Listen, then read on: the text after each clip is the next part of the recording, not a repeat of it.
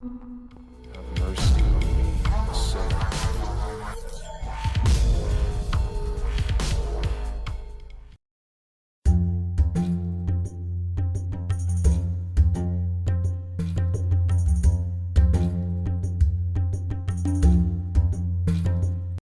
В мессенджере WhatsApp пользователи распространяют видео сорвавшегося с крепления батута от ветра на озере.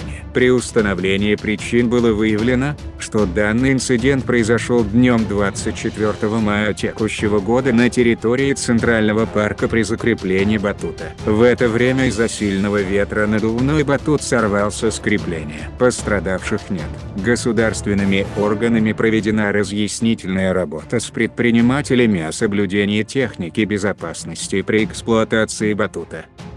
Министерство внутренних дел Казахстана обратилось с призывом к индивидуальным предпринимателям временно приостановить деятельность детских батутов. В результате усиления ветра могут произойти несчастные случаи с участием детей на батутах. Кроме того, информируем о том, что в настоящее время местными исполнительными органами в экстренном порядке осуществляется проверка мест досуга детей, а именно места установки батутов, других аттракционов, детских площадок, проката велосипедов и так далее, на предмет соответствия установленным правилам безопасности. 25 мая в Центральном парке Караганды произошло смертельное чрезвычайное происшествие. Сильный ветер перевернул надувной батут. В результате происшествия школьник от полученных травм скончался на месте.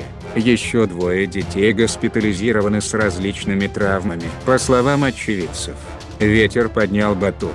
Тот упал на железную кабину с кассой. Мальчик 2007 года рождения, житель Караганды, умер от полученных травм. На этом у нас все. Кому понравилось, ставим лайк. Подписываемся на канал. Жмем на колокол, чтоб не пропустить новое видео. Всем пока-пока. I'm an albatross.